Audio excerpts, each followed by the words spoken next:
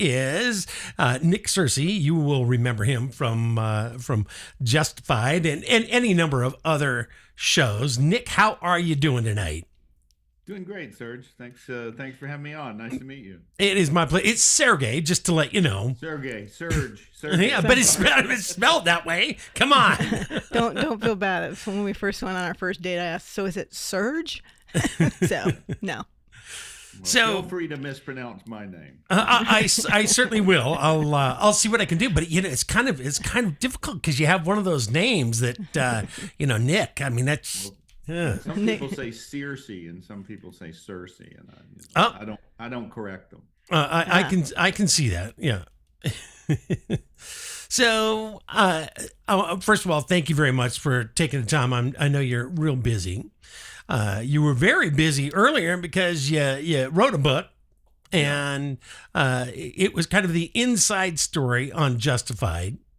Yeah. What I've written a book. Not easy. What possessed you to write?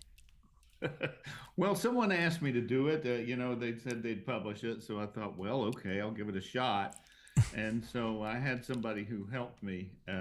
He kind of recorded our conversations and then put some things down on paper and sent it to me. And I said, I sound like an idiot. I'm going to have to rewrite this. So it was a little bit more work than I expected, but it came out pretty well. It normally always is. What were the things that really taught you lessons in doing that show, and what led up to getting that part? Because you really have played some amazing characters, and I think that Art Mullen was probably the signature character that really resonated with me. Yeah. Well, thanks. The way that part came about was that I was friends with Graham Yost, who was the head showrunner on that. And Graham and I had worked together years before in a miniseries for HBO called From the Earth to the Moon, Mm-hmm. where I played Deke Slayton. And it was a really great show to be a part of. And Graham and I got along very well doing that. And so for 14 years after that show, Graham was writing all these great movies and writing movies like Speed, and Right. He did a show called Boomtown, did all this amazing stuff. And all that time I'm emailing him going, I thought we were friends. I thought you liked me. What's going on? You're doing all this, And so finally Graham said that when he read the pilot for Justified, when they sort of gave him that project, he thought, okay, I think I can get Nick off my back now. I think Here, I'll just toss you a bone. Yeah. So is it difficult, especially now? You're kind of outspoken. I stalked your social media. You're a conservative. My mother says I need to shut that down. Yeah, exactly. I work a little hard on Twitter. Yeah. Exactly. That's what it's there for. Have you gotten any kickback, any resistance from being a conservative, and being active? Some people have social medias, Twitters, that they're not very active on. You seem to enjoy getting in the fray. Yeah. Does that come back to bite you in the ass anytime? Yeah, sure. I mean, some people have, there have been times when it came up that, hey, maybe you could quiet down for a little while or something while the show's still on the air, kind of thing. But, I just sort of look at it like I'm allowed to speak my mind like anybody else. I happen to have a job where I work on television, but I'm playing a character there on Twitter. I guess I'm sort of playing a character on Twitter, but I don't worry about it too much. I'm sure there have been times when I've lost a job here or there because of my stances on Twitter, but it's not the kind of thing where they call you up and tell you that you're not getting the job because of that. Yeah, Nick, you've been a bad boy. We're not doing this. They don't do that. So, I work enough. I tend to get jobs with people that I want to work with. Right. Now that they know where I stand, it's like I don't think I would have enjoyed working with the people that hate people like me. Anyway. Exactly. Well, I was just wondering, If there was a role that you didn't get that you really wanted to, is that happened in your past there? Oh, about 250,000 times. Is that it? Sure. That's it. Yeah, I mean, yeah, that always happens, and when I don't think anybody starts out to go, I think I'm going to be a character actor. I wanted to be Brad Pitt. Yeah, there you go. I wanted to be a leading man. And then sort of I wound up doing what I wound up doing. And at the end, as it went along, I had a family, and my daughter was born when I was 30. Mm-hmm. And so that sort of changed everything. Yeah. It was like, okay, my focus is not so much on being a star now. I need to make this work. I've got to take care of the family. So my focus really shifted into like, I'm just going to do this as a business. I'm going to take the roles that come my way and do my best and see what I get. And so it worked out pretty well. I've been very fortunate. I've worked for over 30 years now without having to do a day job. So pretty good run. Which is not half bad. I was in the restaurant business for years, and I have hired more actors and actresses than I think anything else. But yeah, I had a day job for a long time before I started working as an actor. So I've limo driver, hung wallpaper, waited tables, managed a restaurant. I did a lot of stuff. What's your favorite food? Gosh, that's a good one. I'm sort of an Italian food guy, but I'm also a sushi guy. Oh, okay. I think that Italian food is probably one of the best, like comfort home foods on the planet. Yeah, I'm big on that. My wife has to limit my pasta intake. yeah, baby. Don't take any notes here. So let's talk about your book. You wrote it. How's it doing? And where do you go from here? It's got 2 books. Well, the book is been out for about a year now. It's doing pretty well. It's not on the bestseller list, but it's kind of like I knew going in. I'm a character actor. I'm not super famous. It's going to take some really hardcore fans with really good taste to know who I am. Right. Yeah. So, but it's doing well. People are always asking me for autographed copies and that sort of thing. I don't know if I'm going to write another book like that. I might write a novel or something else. But I'll write another biography. Novels, I'll tell you, you're getting in deep there. Yeah, I don't know. I've been a performer all my life. I've been an actor, and I've written columns and things along the way and written scripts. I've got 2 movie scripts that I've written. One is called Where I'm Bound, and that's the one that's about to go into production. We've got some momentum behind us, and that's something that I really hope happens within the next 6 months or so. No, well, you got to let us know. We reach about 1 million people a week with our kind of decentralized network here, and so yeah, we would absolutely love to get behind that. All 1 million of them will send in $5, I can make this movie. I'll see what I can do about that. And send me $1. So if you $1.6 million, you can have a commission. Yeah. There you go. I'll take that. It's not easy doing this work. So do you find that by being an actor, and especially a character actor, that it gives you a different point of view on life? Well, I suppose it does. I'm not sure exactly. What I mean, exactly what that means. Yeah. What I mean by that is, when you're a truck driver, you see life in a very particular way. When you're a chef, you see life as long moments of intense work, and then everything explodes, and then it comes back to quiet, and that becomes your life cycle. Yeah. But when you're an actor, I've never been an actor, I don't know, and so I was just curious. Playing all these roles, you have to put a lot of study into that. And you get to step in. I would think that emotionally you're stepping into the shoes of that character. Has that broadened your ability to see life from many different angles? Yeah, sure. I mean, I think the reason I was attracted to being an actor, I've said this once before, and I think I say it in the book. It's like there was a part of me that was like sort of dissatisfied with like I only get to be one thing. Like if I'm going to be a lawyer, that's Yeah. all I'm going to be. So there was that aspect to acting where I can at least try to feel what this person feels, try to be empathetic to what this character that I'm playing goes through. So yeah, I mean, in that respect, it does it at least allows you to or forces you to use your imagination to imagine what other people go through and how they live their lives. So in that sense, it's been very, very interesting. It's been exactly what I thought it would be. I go from playing an astronaut to Yeah. playing a serial killer to playing a cowboy.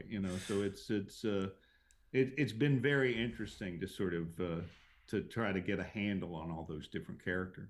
Exactly. Now, a character you did not play was when you hosted Rush Limbaugh's show. Yeah. What got you there? Well, I've been a Rush fan for 30 years.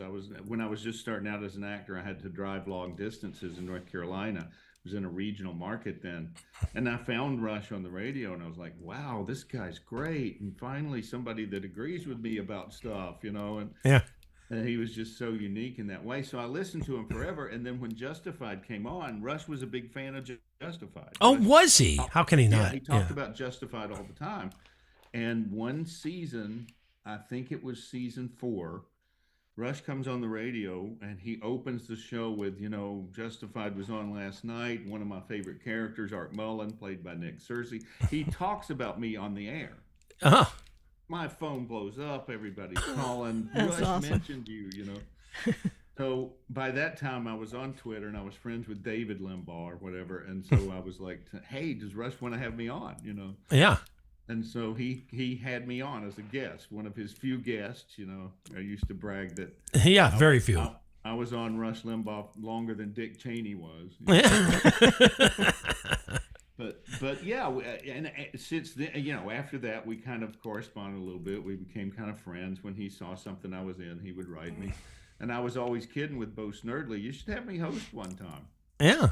And so they finally did it. They finally just said, yeah, he's Wow. on vacation and we'd like to have you in. So they brought me into New York and I hosted the show once.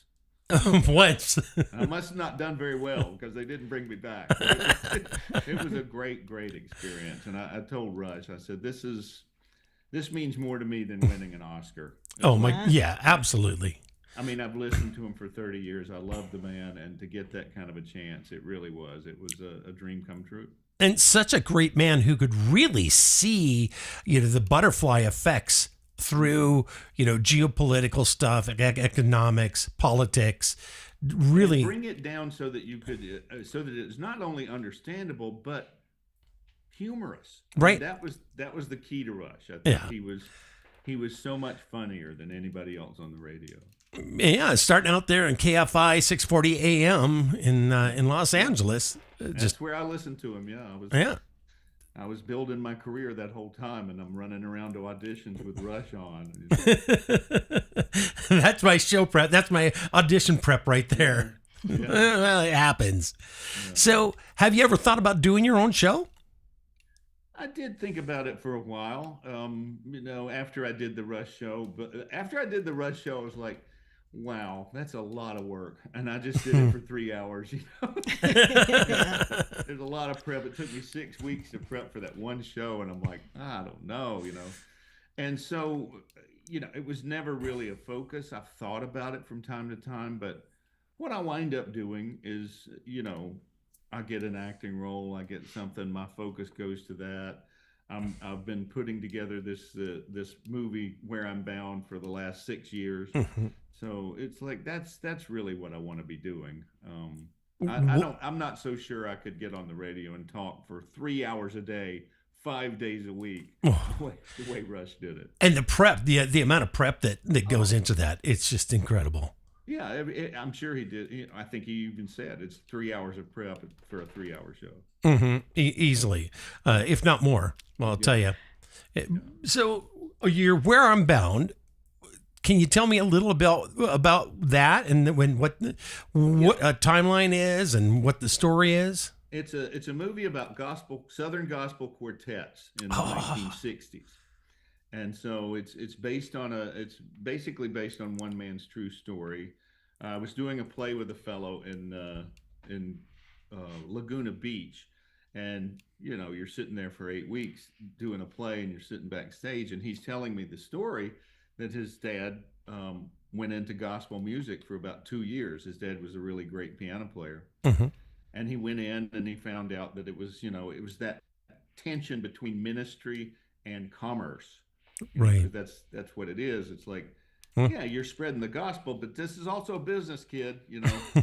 Exactly. And that tension also, when you start to achieve fame, it starts to affect you. It starts to Oh, change yeah. the way you're looking at things. So I kept telling him as he told me the story. I said, "This sounds like a movie." And I grew up. 3 of my uncles are Baptist ministers. One of my Oh, first cousins was a gospel quartet singer. So it was a world I kind of knew. hmm And the more we talked about it, I said, "Let's just write this.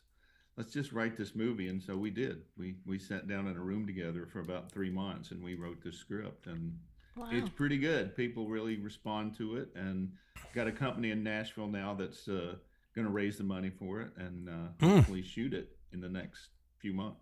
Oh, that is fantastic. From the time they get done filming it, shooting, how long does it take to edit it and then get it on the market or get it released? Well, it's a lot faster now than it used to be. Used to be you're talking 6 to 9 months after you finish shooting. I think we could probably have it ready to go in 3 or 4 months after we. Wow. Yeah, I think because the editing process has become so Yeah. digitized and it's streamlined. You're not chopping film up and gluing it together anymore. Exactly. Running at the did. So I think Somebody missed a clip. I mean, probably I would say from the time you start production, which is usually 6 weeks of prep and 4 weeks of shooting, you're looking at 9 to 10 months from there. You'll be done. That is, I'll tell you. I mean, things are moving at the speed of light anymore. Yeah. We talk a little bit about AI on this show. We talk about a lot of stuff, but some of the concerns that I hear on a daily basis is that AI is going to be replacing a lot of jobs, and they're scanning what we've heard is they're scanning actors. I know that in the voiceover industry, AI is already digging deep into that. Is there any concern where you are about that industry and them just essentially buying the rights to you? And then putting it in. I mean, I think it's coming. I don't know how you stop it. I often joke like I'm glad I came up when I did, because I don't know how you make it now. If you're 20s, 30s starting out, I don't know how you build a career with the technology that's coming. But we'll see. I mean, everything changes. And there's no way to stop it. When the sound films came in, all the silent stars that went broke, it's like it is new technology always comes around, and it always changes everything. Right. I don't know where it's going. I'm just glad I'm old. You're only a couple of years older than I am. So there we go. I think 4. You're what, 65? Yeah. And so about right on there. I'm almost. Yeah. Once I got in my 60s, my body was like, you need to warm up a little bit more if you're going to do anything. Oh yeah, I mean, I did this Western for the Daily Wire called Terror on the Prairie about 3 years ago. Mm-hmm. I remember that. I'm riding a horse and shooting a gun and running, and the producer's like, "Isn't this fun?" I go, about 7 years ago, this would have been fun. Exactly. Now it's just torture. Get me off this horse. Oh my God! So let's get back to your book. Where can people get it? First of all, well, it's at Barnes and Noble online, Amazon.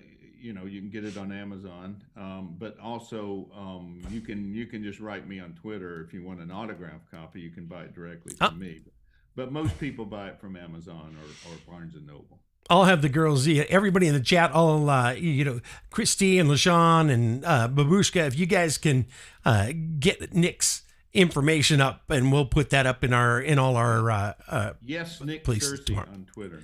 Yes, Nick Searcy on Twitter. Searcy, yeah. So, is that Nick Searcy? Yes. Yes, yes, it has to be. Yeah. So now you've got another project, which is your documentary films. Yeah. I've made 3 documentaries so far. The first one we made, like right when COVID hit, I was asked to make a documentary for the Western Conservative Summit. Mm-hmm.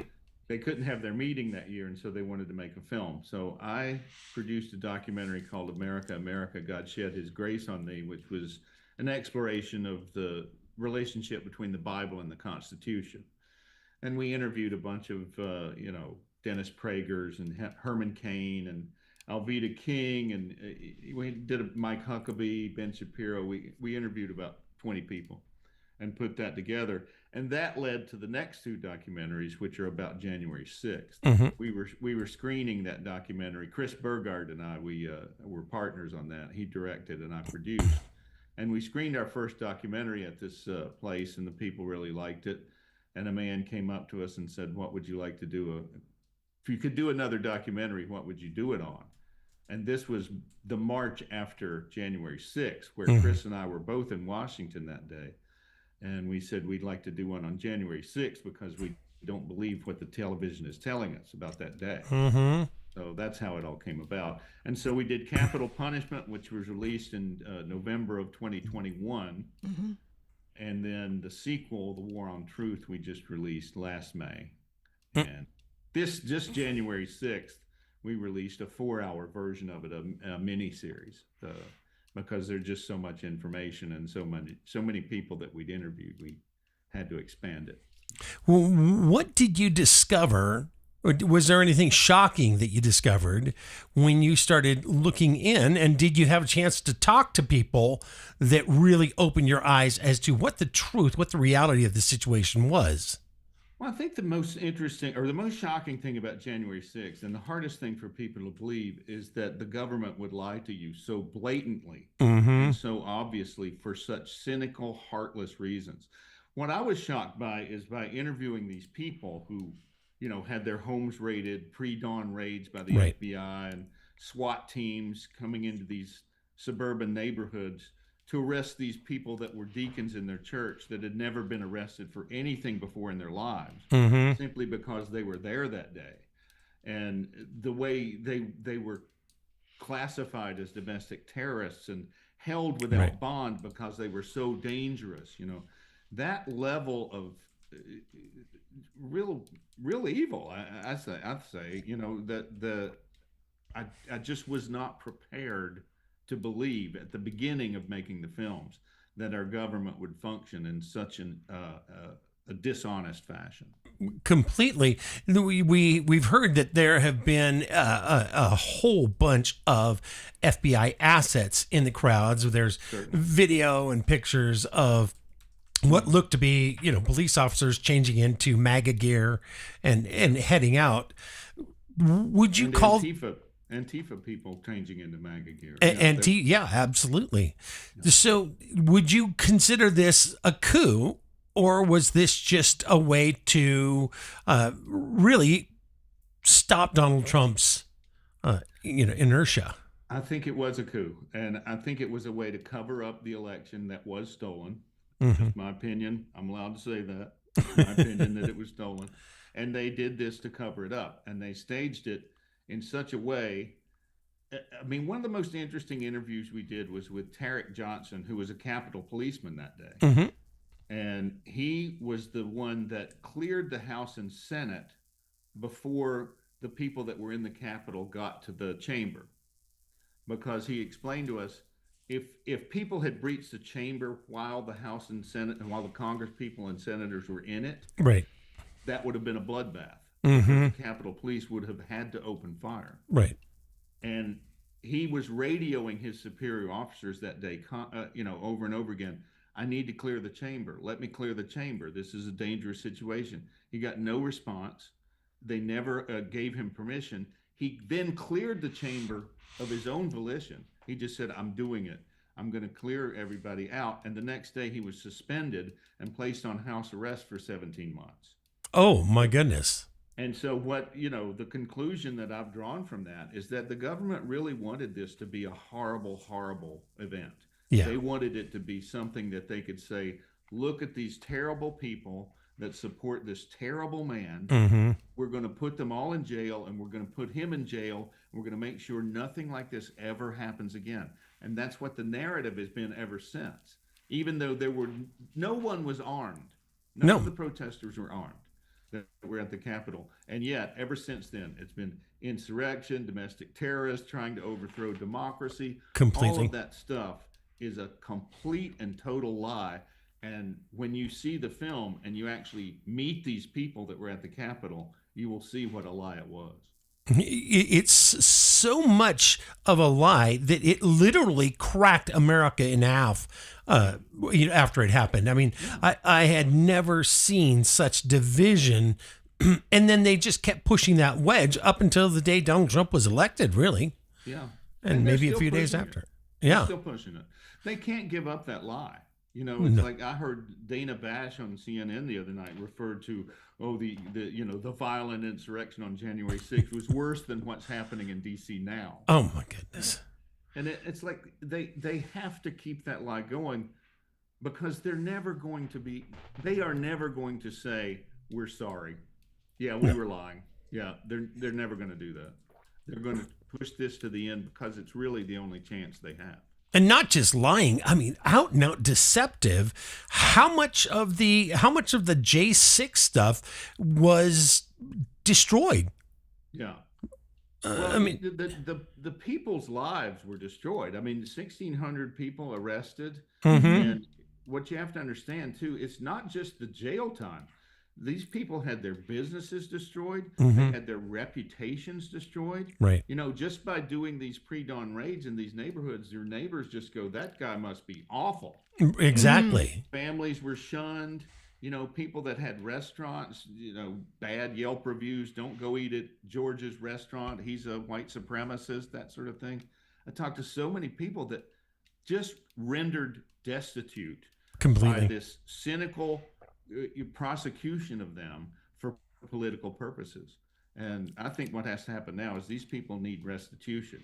Definitely. They need to be made whole. Well, I'm all about that. I think that is a fantastic way to start. And then we need to start seeing people go to prison. Do you think that's ever going to happen? Do you think, because Nancy Pelosi's daughter just happened to be there filming a documentary. I mean, I thought that was quite interesting. Yeah. And these people need to be prosecuted. I mean, they used the process to punish these people. Even if they didn't ultimately get sentenced to prison. Although everybody that went to trial, 99% of them guilty. Oh, yeah. Because you can't get a fair trial in D.C. No. There's no way. But every one of these people, the process was the punishment. Mm-hmm. Just by making them spend money on lawyers, all the things that they had to do in order to fight these charges. I think at the very least, these people need to be punished by the process. These Adam Schiffs, Liz Cheney, Adam Kinzinger, all these people that lied, the judges in D.C. that falsified evidence and withheld, exculpatory evidence from the juries. These people need to be sued personally, not just sue the government, sue them personally. I wholeheartedly agree. One of the things that I was referring to a little bit earlier was the destruction of the evidence that the January 6th committee did once they, started being asked for that information. And now that's a federal offense. You simply can't do that. And yet nobody seems to ever go to prison. They don't pay a price. They don't get drugged through the court system like you were just saying. And I think that it weakens the average American's belief in America. And is that the point? Yeah, absolutely. I mean, I think that it's a demoralization. That's a tactic. It's like you can't stop us. We're too powerful. We Yeah. don't have to pay the price you do. And so the longer this goes on without them paying the price, that just means it's going to happen again.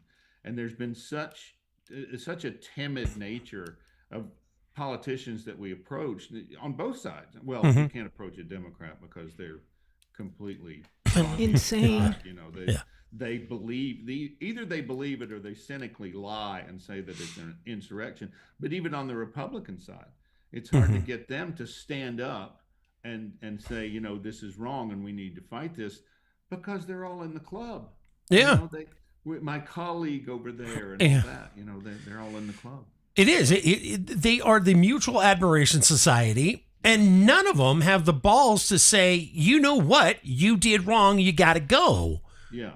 And that's why they were so afraid of Trump. Yeah. He was the only one that was willing to go there. But if he's the only one, they still don't pay the price. Congress is going to have to, they need to throw Adam Schiff out of the Senate tomorrow. I mean, for what they've found out about him. Oh, my goodness. And I'm hopeful that, all the stuff they're finding out about Russiagate now, the way this is all coming out, I'm hoping that will lead into revealing the truth about January 6th, about how completely. the setup and who did it. Yeah. Are you familiar with Adam Schiff's great-grandfather, Jacob Schiff? No. This is not a joke. I just want to let everybody know I'm not going down a joke here. But Jacob Schiff worked with the Rockefellers and the Rothschilds, worked with the Bush family, right? Prescott Bush and the Harrimans, and J.P. Morgan and Andrew Carnegie, and they started World War I. That didn't really go the way they thought, and so they went out and they found a young painter and said, hey, you've got better talents. Why don't we finance you? And we're going to turn your little talking space here into the browncoats. And then they built that into the entire Nazi movement. Well, Jacob Schiff was instrumental in that, and then helped smuggle out the Third Reich into the Americas. So the fact that Adam Schiff comes from that lineage directly, I think it bears looking into. For everybody, and I'm very big on don't trust what I say. Literally, go just get on your computer and Google foo it a little bit. Yeah. But it causes a lot of concern that we have these families that have been around for so long, that are the ones, the Cheneys, right? All of a sudden, they're burying information about January 6th. And it's not the first time that they or their families have done it. And I think that we need to have some sort of a change in how, officials can be elected. I don't want to sound too far out there. Yeah. But do we need to kind of put a cap on it and say, hey, you know what? You guys did us wrong for centuries. Maybe we'll try somebody else. Yeah, it's a difficult problem to solve, and John Adams is the one who said it best. It's like this country was designed for a moral and decent people, and it won't survive any other way. When you have a system that's built on individual liberty, and you have people that are willing to corrupt that system, that are willing to do it for their own gain, for their own power, for their own purse strings, if you have people that are willing to get in that system and corrupt it, then they're going to destroy the country if we don't stop them. And the only way to stop them really is to make them pay when they commit a crime. Now, I think that is the general consensus, and a lot of people are scratching their heads saying, just exactly why does no one ever pay? It's like there's an untouchable part of society there, and it becomes a cancer amongst the population, because they see really a three-tiered system of justice. You got the people that you can't touch. That's it. Then you've got the people that have power and influence and money, and if they play well, then they don't get hit too hard. And then there's the rest of us that it's just put the screws on. Yeah. And January 6th, the way they prosecuted the January Sixers was the perfect example of that. I Oh mean, they yeah. took these people that they crushed them with Hmm. the system, and the whole judicial system was corrupted to destroy their lives, and they went after the most powerless people, and they did that to increase their power. It's Yeah. like, you people don't ever protest this again. If you do, this is what's going to happen to you. Tell your neighbors, tell your friends, it's not worth it. Don't ever stand up to us again. And that's what that was all about. That is exactly what that was all about. Then really, I can see why you were on Rush Limbaugh. Well, I really, it has been a very moving experience. I was very reluctant to go down this road when we were making the January 6th documentaries. I was like, this is, I'm going to wind up in jail. This is really hot stuff, But the more I met these people, that's what broke my heart. The more I met these people and heard their stories and saw what they were going through, I was like, this is just wrong. Anybody who could look at this and say, this is not the way these people should be treated. I don't care what they did. I don't care if they did break a window or something. Right. This is not right. And the problem with the left, they won't even look at it. They won't consider it. I had to fire my agent. I'd had an agent for 10 years Wow. in California, and I fired him because I said, have you watched the movie I made yet? And he said, I'm not watching that. What?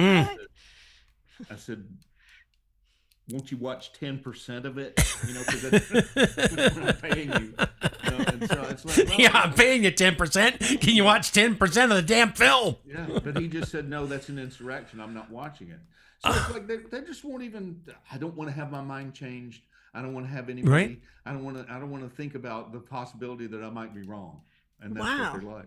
That's so sad. It's just absolutely incredible. And that's Hollywood. I mean, Yeah. really, it's like that's part of why I left. It's like after that, I was, my wife and I had been there for 32 years, and even she was coming around going, we're surrounded by crazy people. We got to get out of here. Yeah, I'm not going to say anything about it took you 32 years to find that out, but Well, your kids grow up there, and your friends are there, and your business is there, and it was gradual. It was like a frog in boiling water. When I first moved there in 1992, I mean, it was a fun, exciting place. Yeah. There were auditions everywhere. There was always something going on. I mean, it was fun to be there. Yeah, I mean, it's like it's like once we hit the 2000s, like I'd say about 2007, 2008, it's that part in the movie where that cello comes in, that after everything's been going just great up until that point, and it's like Hollywood just kind of took a left turn. They did a Crazy Ivan on us. And suddenly people just started, well, first of all, actors started coming out and saying stuff that they weren't well read on. They were giving their opinion on it. And I don't care who gives opinion, as long as you understand at least what you're talking about. But we were seeing people now just coming out and saying stuff. And then it kind of just rolled from there. And all of a sudden, next thing you know, we've got just this insanity down there. Well, I thought, the Bush years were pretty bad, that in Hollywood. There's some tension, but not that much. It was really Obama. Yeah. Because after Obama, when Obama was elected in 2008, anybody who didn't support him was a racist. That was just the entire Hollywood look at everything. And so, that was when it really got ugly. That's when it shifted from we just disagree to you are an evil subhuman and you cannot be, we can't even have you around if you don't agree with us. And that's when it went south, I think. Yeah, I mean, he instituted all of the Cloward and Piven and the Saul Alinsky rules for radicals. I mean, they went after America exactly like Marxism did in Russia. Yeah, and all of the the Hollywood actors who are getting paid a lot of money, and all actors are thinking about are two things: what kind of a good part can I get, and am I too fat? That's the only thing they're thinking. I wouldn't make a good actor. And so they're not thinking about things like Cloward Piven. They never heard of it. Marxism, they don't even know what you're talking about. You know, Exactly. now they start throwing around the word fascist, and they don't know what that is either. Yeah. I find it very, very funny. But what I don't find funny is how the U.S. government and the CIA in particular used those impressionable and very big actors and actresses to move their message forward, not just in public, but in films and TV as well. And on top of that, they get rewarded for doing it. Right. You know, Mm-hmm. it's just like De Niro comes out at a award show my and God. says, F Trump and all this. And, does he pay a price for that? No, he gets 4 new offers because they want to encourage that. And so that's what happens when you're in Hollywood. People are there because they want to be in movies and they want to be stars. And so they look at that and go, okay, I'm going to say what he said because look what's happening to him. Exactly. Mm-hmm. Yeah. And at some point, does it become a self-feeding machine where people say, you know what, I need to say something bad about somebody on the right so I can get in the news and then maybe get a part out of it. Absolutely. Well, That's look what came absolutely out true. in the presidential race that supported. I'm having a brain fart. What was her name? Kamala Harris. Kamala, thank Exactly. you. I mean, they all came out, but they don't know what they were talking about. Yeah, that's the other problem is Well, they've ruined their credibility. Yeah. Which is really sad because there was a time in the golden era, of Hollywood that actors and actresses they were well read on some issues, but they didn't step outside what they didn't know, Right. and they weren't weaponized. It really seems, and correct me if I'm wrong, but I'm just going out on a limb here, but it seems like Hollywood, every aspect of it had been weaponized since Obama against anyone that wasn't going along with the plan. Yeah. And this really comes down to one simple thing. Leftists ruin everything. Everything they touch, they ruin it. They corrupt it because everything is politics to them. Everything is power to them. So any way they can use anything they get a hold of to advance their cause, they do it. And the leftists have ruined Hollywood.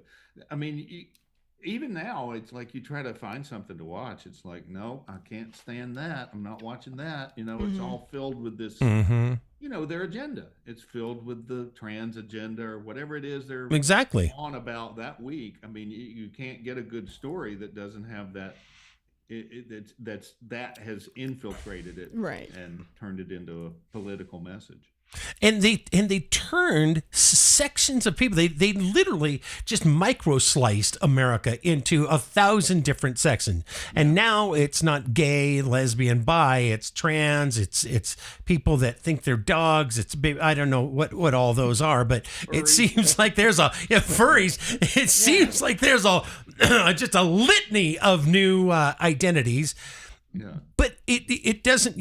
One thing I always say is, love who you love. If you are gay, fantastic. Right. But if you think you're a dog, you're mentally ill. And that is, we need to start drawing some lines on this, because if I can be whatever I think I am, and then you have to treat me like the Queen of England, even though they do not make high heels in my size.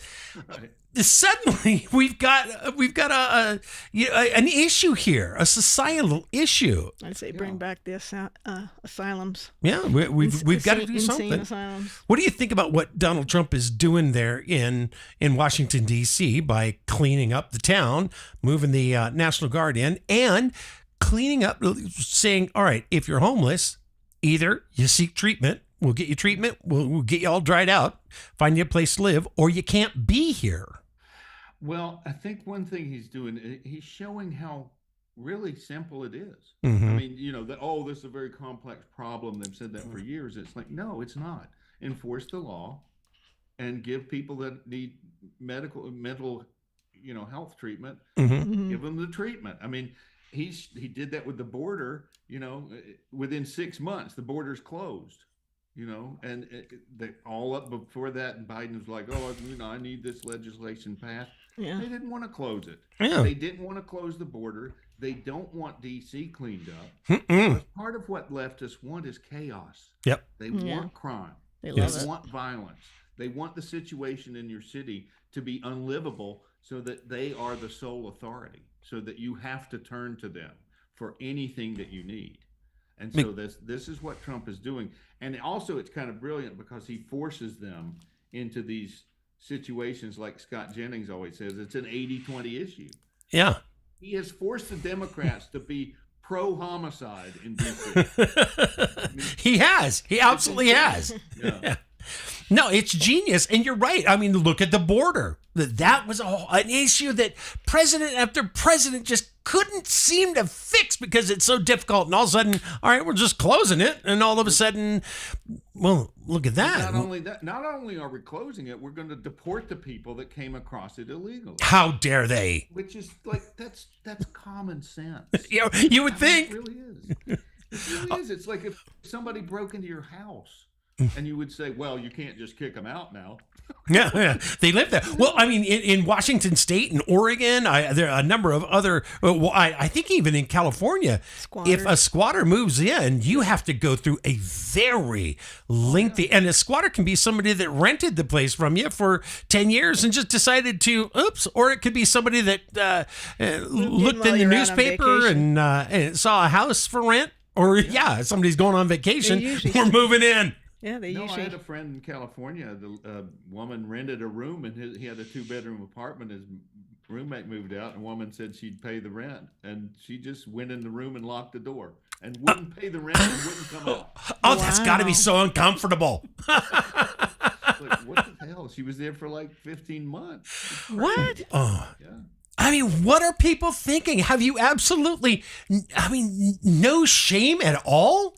Well, that's why it has to be deliberate. I can't. They can't just be that stupid. No. This is deliberate. It They're is. deliberately trying to destroy society, to make it unlivable, to make it miserable. That's what they're trying to do. Do you think that stems from grade school, from the national, the federal education system? Do you think that we've moved away from teaching kids how to think and how to reason, and we've moved them into victimhood and indoctrination, and all of a sudden you've got people squatting? Yeah, you go through, the message from the time you're in kindergarten. If the message is America's a bad, evil, racist country, it's not worth saving. Everybody hates you because of the skin color. Everybody, if you don't want to be a little boy, you can be a little girl. Yeah. All these things, all these messages, you start them early, and by the time they get to, graduate from high school and go to college, that's what seems normal to them. That's they have conditioned them. But then you add also all the crap food that dies that really screw up the mental process. Then you have our skies being sprayed. Yeah. Everything is toxic. It's just it's piling up on this, and then you like you say, you breed them to think one way. It's very hard to get out of this. It is. Lee Zeldin came out a few weeks ago, I think you remember, and he said, all right, you caught us. We've been geoengineering the planet for since the 1940s. Yeah. And yet, I work with the Clear Skies movement, so I founded the Clear Skies movement. Not like founded, like I founded it. It's right here, but I It was in my drawer. Yeah, exactly. But we've grown tremendously. Now we have chapters in every state. We are, we really want to push policy that clears the sky, and we've got a number of SB 56 in Florida. We've got Marjorie Taylor Greene's bill, HR 4403 that's coming out, but they're so loophole ridden, and it doesn't stop the spray. But we see the effects of that, and now the West is a drought, and the from the plains over is flooding. Yeah. And then if you're in Texas, you just absolutely have all the weather. You're dry for a few weeks, and then it's flood. You're dry, and then it's flood. Yeah. And with all the disastrous things that have happened in North Carolina and Hawaii and the Palisades in California, I look at that, and it's like, that is just doesn't look random natural disaster to me. Not when these storms start to move, and all of a sudden, it's almost like they're boxed in. Yeah. and they don't move. And I trust me. I mean, I, as much as anybody, understand how crazy it sounds. But when you look at the radar, when you look at a storm that has a straight line for 80 miles of it, yeah, boy, Mother Nature really doesn't like straight lines all that much. I don't know. Maybe I'm wrong. Were you there when? Were you there when Helene and Chanterelle kind of stalled over the Carolinas?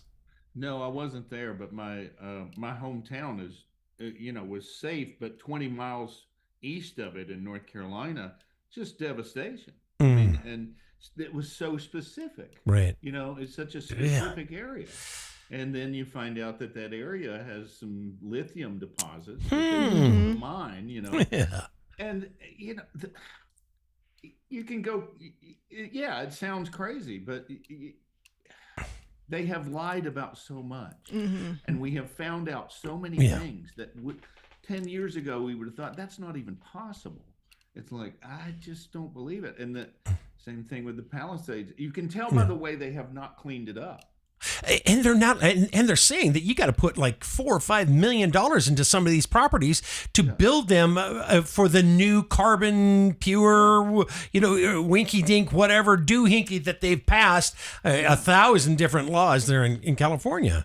And what's going to happen? People are just going to go, that's insane. That's too expensive. I'm not doing that. And they're going to leave. And then the land grabs. Yeah.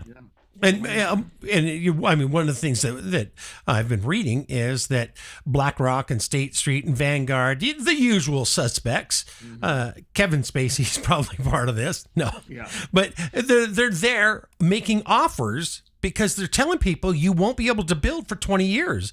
And if you ever can build, it's going to cost you millions up front in building all of these safeties and raising this and doing that. It's just a 15-minute city coming.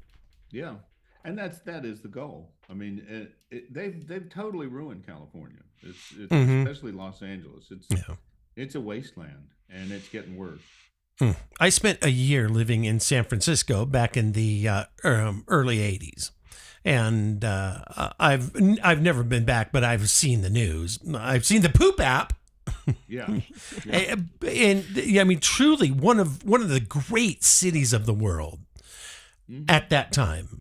And now it has just. But Gavin Newsom, I mean, really, that's his reign in San Francisco butchered it. Yeah. And now he's running the state. Yeah. Well, he's an operative. He was sent there to destroy. Yeah, he's Nancy Pelosi's nephew. Yeah, I mean, that's what they do. They're sent there to take it down, and that's what they've done. And they're trying to do that to the entire nation. That's what they want to do. Yeah. So what do you think is what's the path forward? I mean, Donald Trump can only do so much. Right. Do we need to kind of re-educate Americans in being Americans and wake up and start fighting every day for the freedom? Otherwise, I'm not going to say we deserve to lose America, but you've got to fight for freedom. Because it ain't free. I think that what Trump is doing, I think it's going to take a while. It's going to take a couple of generations because they have been at this for decades. Oh, yeah, absolutely. They have started corrupting our institutions probably in the 30s. And even back during the Khrushchev years, they were saying, we will take you over without firing a shot. We're going to march through your institution and destroy your society. And that's what they've done. They've corrupted it. They've corrupted our youth. And the only way you do it, I mean, Trump getting rid of the National Department of Education, that's a good step. Yeah. You have to get all this DEI stuff, all this racist stuff they're teaching in school. Yeah. You have to get that out. And even the thing I heard about yesterday with the Smithsonian, that he's going to go through there and take out the racist messages that are in the Smithsonian. Can he do that? Hating messages. Yeah. Is the Smithsonian a government entity? I thought it was privately funded. No, I don't know, but it's there in Washington. I don't know where the money comes from. Yeah, but nobody does.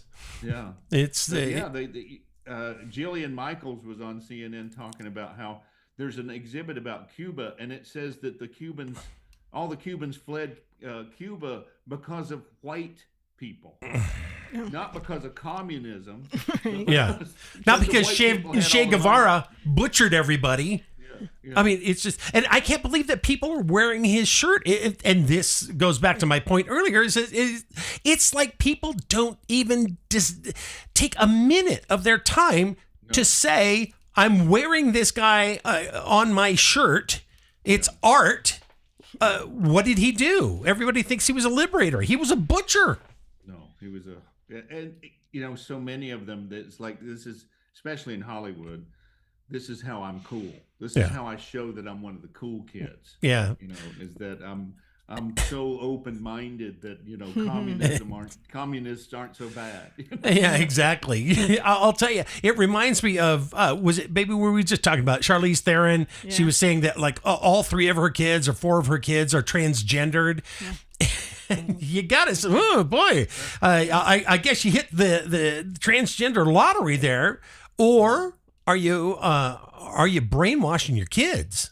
Yeah. Because you're brainwashed. Sad. I mean, I find that really, really, really tragic. So do I.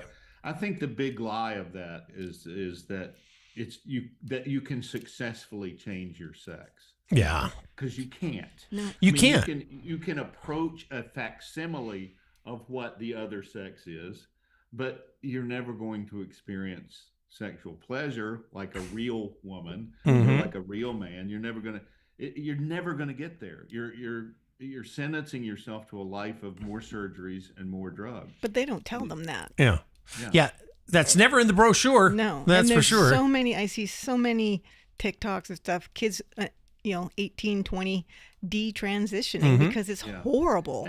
But they're can't. they're once screwed. They go down that road, you can't get back. Yeah. Exactly. At what point are you just another Ed Gein and you're making an outfit to put on you? I mean, I know it sounds crazy, but is that the mentality that we're dealing with? And that's the really sad lie. They become convinced that they can actually successfully do it, and they can't.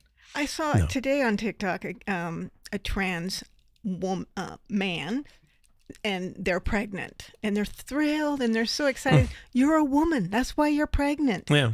Dawn's a woman, by the way, and so she actually knows. She has 2 boys. I think she knows really how that goes. Yeah. But it was just so sad that because they looked thrilled, but also lost. Yeah. Well, I agree.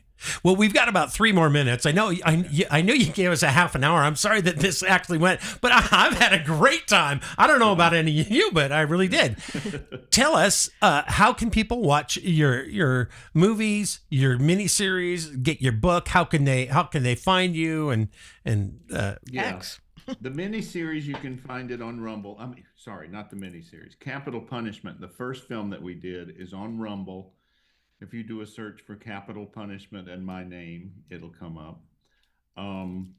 The second series, War on Truth, you can find it at warontruthmovie.com. Gotcha. Warontruthmovie.com, and that will also tell you how to find the 4-hour version. And my book, you can get it on Amazon, or you can write me at Nick Searcy on Twitter, X, whatever it is now. Yeah, right. I'll tell you how to do it. Stupidest name. Nick, and I have a few. I'm gonna at the end of the year, I'm gonna go up and go up to Toronto and do a few episodes of that show Reacher. Oh, cool. Okay. Yeah, well, Reacher. I mean, I got a buddy of mine that had read that entire series, and he was disappointed with the. Although Tom, did a really good job in the first movie. He's like, it's exactly. So, what are you gonna do? Yeah, well, they said, do you want to do a few episodes of Reacher? They'd like you to do this. I said, as long as I don't have to get in a fight with that guy. Yeah, he's a monster. Yeah, I don't want to be punched. And no horses. Right, no horses. But I just play an old retired police captain, so it's okay. I'm sitting down a lot. That's good. There you go. That is fantastic. That's the best job ever. I'm going to have to agree. Well, Nick, I want to thank you so much. I really appreciate you coming on your show. If you ever had it in your heart, you're welcome back here at any time. And maybe you could host. Well, thank you. I appreciate that. Yeah. Maybe I'll give that a try. One day. Just give it a whirl. I'll see what I can do about that. Yeah. All right, great. Well, thanks for having me. It is my pleasure. Thank you very much for coming down tonight. All right. All right. Bye-bye. Bye now. Talk to you soon.